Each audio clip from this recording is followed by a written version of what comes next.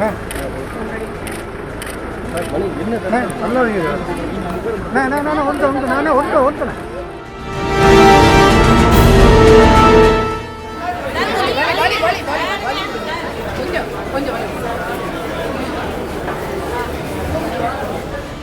போலீசாரை அவதூறாக பேசிய வழக்கில் கைது செய்யப்பட்டுள்ள சவுக்கு சங்கருக்கு பெண் போலீசே பாதுகாப்பு. இது அவருக்கான பாடமா? மகிழா நீதிமன்றங்கள் முதல் மகளிர் ஆணையங்கள் வரை அடுத்தடுத்து எகிரும் புகார்கள். பெண்களின் கோப சவுக்கால் இருக்கப்படுகிறதா சங்கர்? பார்க்கலாம் இந்த செய்தி தொகுப்பில்.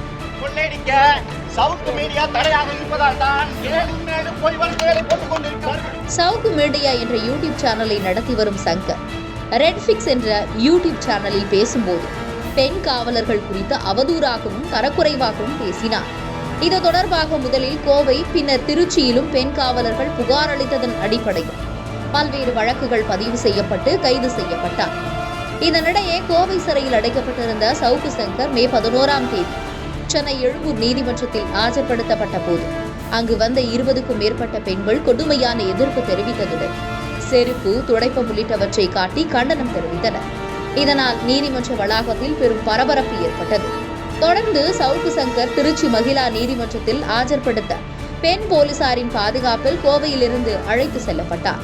அங்கு சென்றதும் 10 பெண் போலீசார் நீதிபதியிடம் சவுக்கு சங்கர் பேசியது குறித்து புகார் அளித்தனர். இது மட்டுமில்லை, கைது செய்யப்பட்டதிலிருந்து பல முறை ஆண்களை விட பெண் போலீசாரின் பாதுகாப்பில்தான் சவுக்கு சங்கர் அழைத்து செல்லப்பட்டார். முன்னதாக திருச்சி நீதிமன்றத்திலிருந்து ரெட்ஃபிக்ஸ் எடிட்டர் ஃபெலிக்ஸ் கைது செய்து அழைத்து செல்லப்படும் போது முழுவதும் பெண் போலீஸ் தான் அவருக்கு பாதுகாப்பு தந்தனர். இதை வைத்து பார்க்கும்போது பெண் போலீசாரை அவதூறாக பேசிய சவுக்கு சங்கர் ஃபெலிக்ஸுக்கு பெண் போலீஸே பாதுகாப்பு தந்து பாடம் புகட்டப்படுகிறதா என்ற கேள்வியும் எழுந்துள்ளது. அதோடு உடன் செல்லும் அவர்கள் நீதிபதிகளிடம் தொடர்ந்து புகார்களை அளித்து வருகின்றனர்.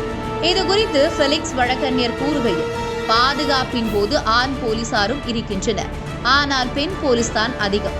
அவர்கள் தங்களது ஆதங்கத்தை நீதிமன்றத்தில் வந்து தெரிவித்திருப்பதாக அவர் கூறினார்.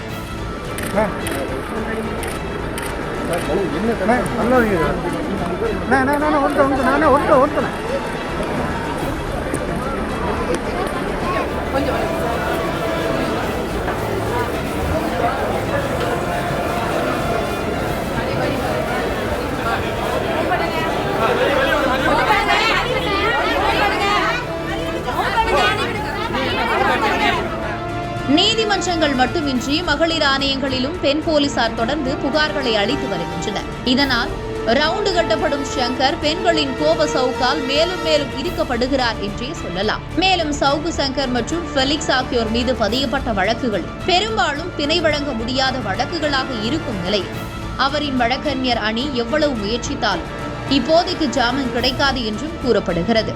ஒரு பக்கம் சவுக்கு சங்கர் இப்படி பேச மாட்டேன் என கூறி கோவை நீதிமன்றத்தில் மன்னிப்பு கேட்டிருந்தாலும் பெண்களின் தொடர் புகார்களுக்கு இடையே அந்த மன்னிப்பு கூட எடுபடாது என அரசியல் விமர்சகர்கள் கருத்து தெரிவிக்கின்றனர்.